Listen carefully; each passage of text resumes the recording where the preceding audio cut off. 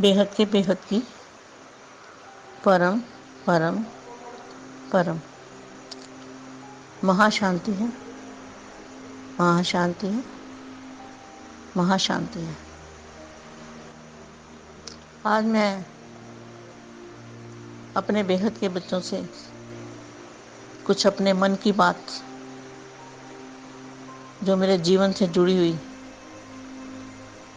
वो शेयर कर रही हूँ कि भगवान की प्राप्ति ऐसे नहीं होती। बड़ा संघर्ष करना पड़ता है, बड़ी मेहनत करनी पड़ती है, जी जान से एक ही लगन में खो जाना पड़ता है। भगवान की तलाश तो मुझे बचपन में ही थी। हर किसी को मैं पूछती, भगवान कैसा होता है, कहाँ मिलता है, उसका रंग रूप क्या है। तो ये देवी देवता जो पूजा घर में करते थे तो मैं सोचती थी ये तो भगवान नहीं हो सकता, इनको बनाने वाला भी तो कोई होगा, ये भगवान नहीं है। लेकिन फिर भी चलो कथा भजन जो भी करती थी घर में, लेकिन कहीं गुरुओं के पास नहीं जाती थी, गुरु को मैं नहीं मानती थी। एक बार ऐसे ही रामलीला देखने भी गई थी ऐसे ही बच्चों के साथ।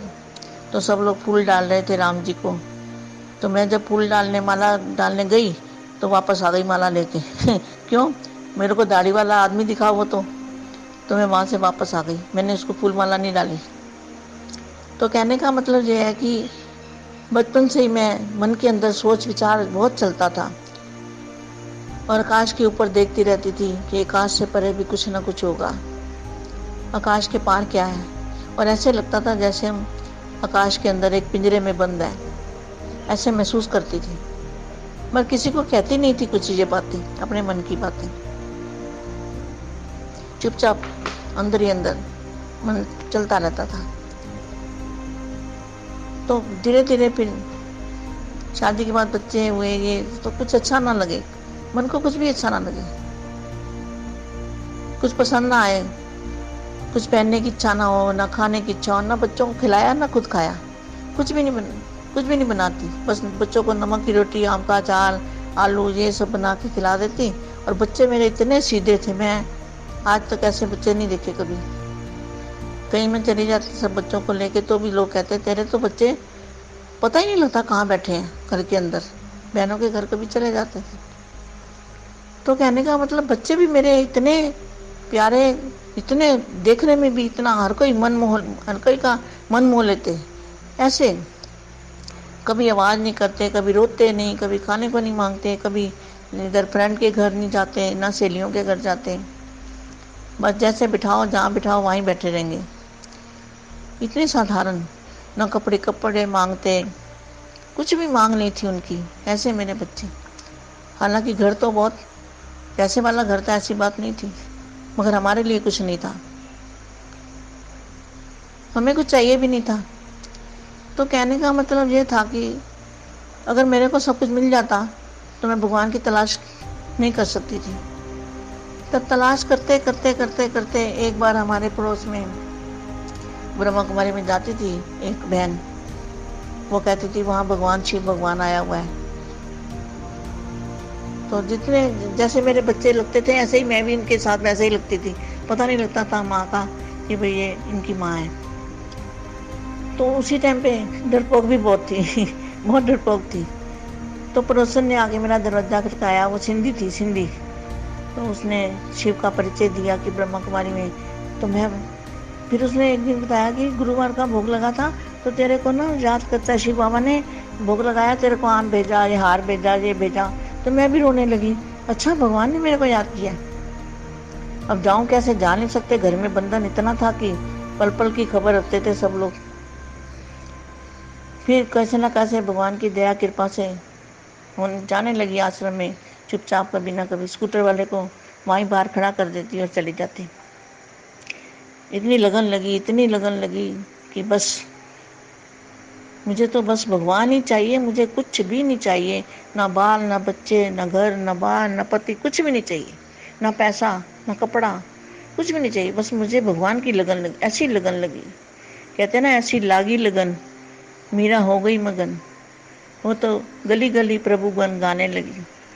तो जो मिल जाए, नौकर मिल जाए घर में, दुकान का कोई भी आए, सबको शिव बाबा का परिचय, शिव बाबा, शिव बाबा, भगवान आया है, भगवान आया है, यही शोर मचाती रहती। हालांकि इस बच्चे कई बार डंडे पड़े, बहुत कुछ सहन किया, वो बता नहीं सकती, बहुत कुछ सहन किया मैंने। और बच्चों ने मेरा हमेशा सहयोग दिया। बच्चों ने कभी भी मेरे से, आज तक मेरे बच्चे जिस राह पे भी मैं चलती हूँ वो हमेशा मेरे साथ होते हैं, कभी मुझे रोकते टोकते नहीं।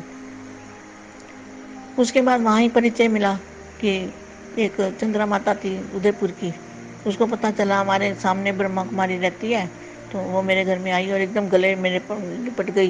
ये तो भगवान की बड़ी लाडली बच्ची है, ये तो भगवान की पहली किरण है, ये तो भगवान की खास बच्ची है, ऐसे। तो राम का पता चला। फिर जब राम का पता चला तो सब, वो उसकी मम्मा भी आई है, भगवान भी आया है, ये भी आया। तो मैंने क्या किया, अभी सोचा मैंने बच्चों की जल्दी जल्दी शादी करके मैं तो घर छोड़ देती हूँ। तो घर छोड़ के मैं नीरू के घर ही रहने लगी। उसने भी मेरा सहयोग दिया, रवि भाई ने मेरा बहुत सहयोग दिया, मेरे को अच्छा रखा, अच्छा पाला। तो फिर वहाँ से मैं आज़ादी से जा सकती थी कहीं भी, तो आज़ाद हो गई मैं। घर वाले ने कुछ पीछा किया, फिर छोड़ दिया पीछा करना, लेकिन बच्चे मिलते गिलते थे मेरे को। फिर धीरे धीरे वहाँ से हमारे बापूजी मिल गए। तो वहाँ मैंने सोचा कि आगे कुछ और भी होगा। भगवान ये ब्रह्मा है, ये विष्णु है, तो शंकर भी वो चाहिए, क्या बोलते हैं, ये ब्रह्मा है, शंकर है, तो विष्णु भी चाहिए। तो सबने कहा विष्णु का पाठ है अहमदाबाद में, तो तुम्हारा भी पाठ है लक्ष्मी का। तो मैं, ना भाई, मेरे को कहीं नहीं जाना, मैं इन बातों से थक गई हूँ, मैं तो यहाँ ही रहूँगी, कहीं जाना नहीं, मुझे कुछ नहीं सुनना, बिल्कुल ना सुनूँ मैं तो।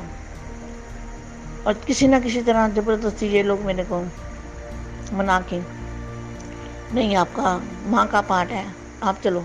तो ठीक है, माँ का पाठ है तो मैं चलती हूँ। तो जैसे ही मैं अहमदाबाद में आई, और वहाँ पे बापूजी ने किराए का मकान रखा हुआ था, और बापूजी की तबीयत तो बहुत ख़राब थी उस टाइम, दांत भी निकल गए, 40 साल से भी कम उम्र में दांत निकल गए, बुरा हाल था। तो जैसे ही मैं आई तो क्या हुआ, ऐसा मेरा हाल हुआ कि जैसे किसी ने मेरा कांटा निकाल दिया हो, और मेरा दर्द शांत, ऐसे शांत हो गई मैं, निसंकल्प अवस्था। जो लोग आए मुझे मिले, गले मिले, माँ माँ करने लगे। तो उस टाइम तो ज्ञान तो मेरे को इतना नहीं था, बस यही था कि मुझे भगवान चाहिए, कहाँ ना कहाँ भगवान मिले मेरे को।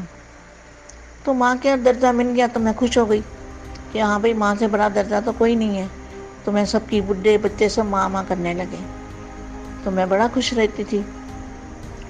फिर धीरे धीरे बापूजी ने पहले वाणियों का ज्ञान दिया, फिर और ज्ञान दिया, फिर आगे बापूजी भी ज्ञान आगे बढ़ाते गए, क्योंकि बुद्धि बड़ी होती जाएगी तो फिर समझ में आने में भी देर लगती है।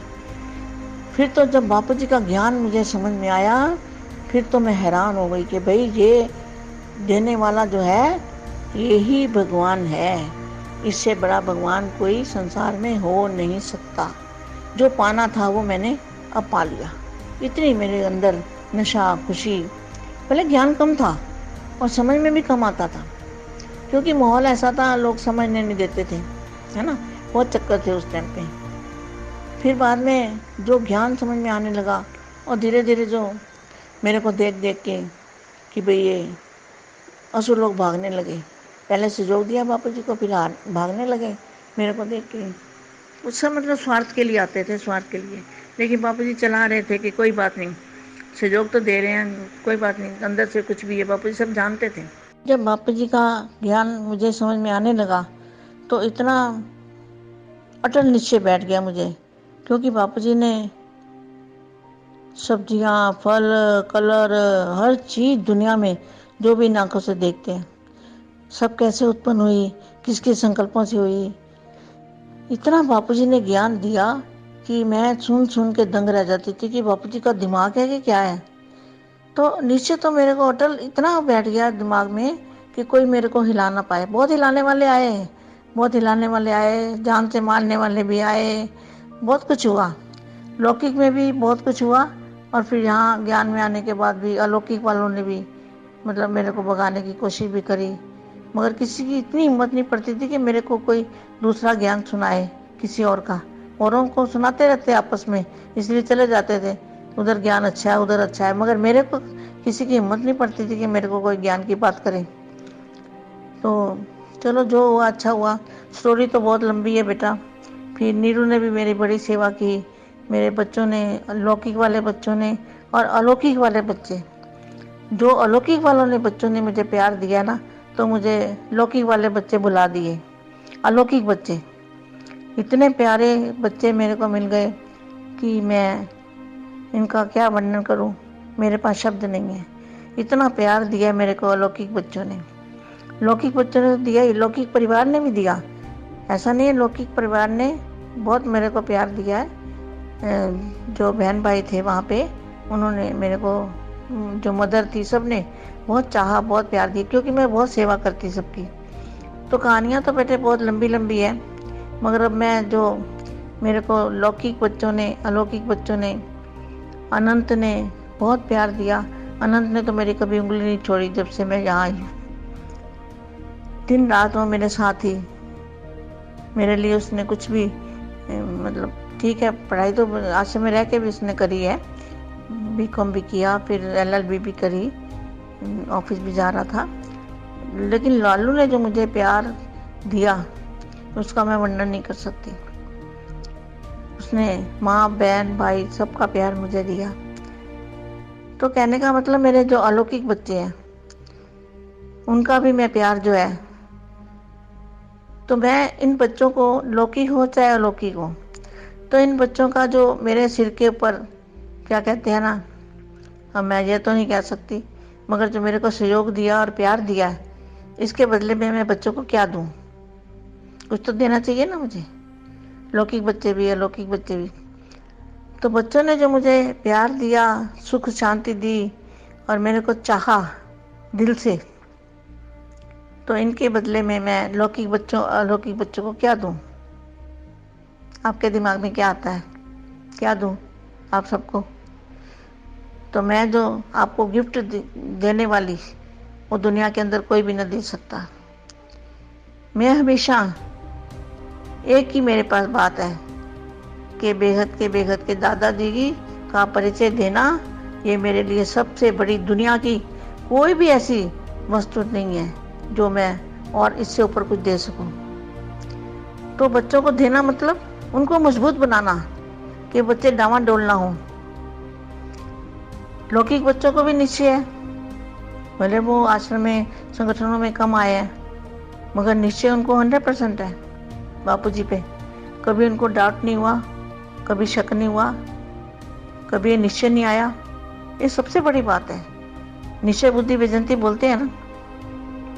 फिर अलौकिक बच्चे, इनका भी मैं कैसे एहसान उतारूं कि मेरे बच्चों ने क्या किया है मेरे साथ। जो अलौकिक बच्चे हैं, इन्होंने मेरे को हमेशा इतना प्यार दिया है, माँ माँ माँ इतना प्यार दिया है, मेरी हर बात पे फूल चढ़ाया।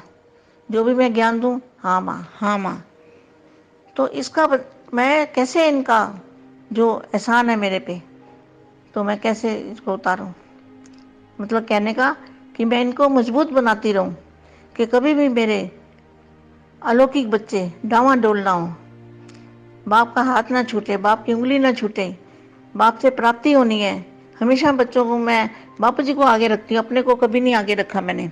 बच्चों को यही समझाती हूँ कि बच्चों का मैं हमेशा ऊंच से ऊंच पद प्राप्त करने का उनका भाग्य बने, कैसे ऊंच से ऊंच पद प्राप्त करें, यही मेरा हमेशा लक्ष्य रहता है।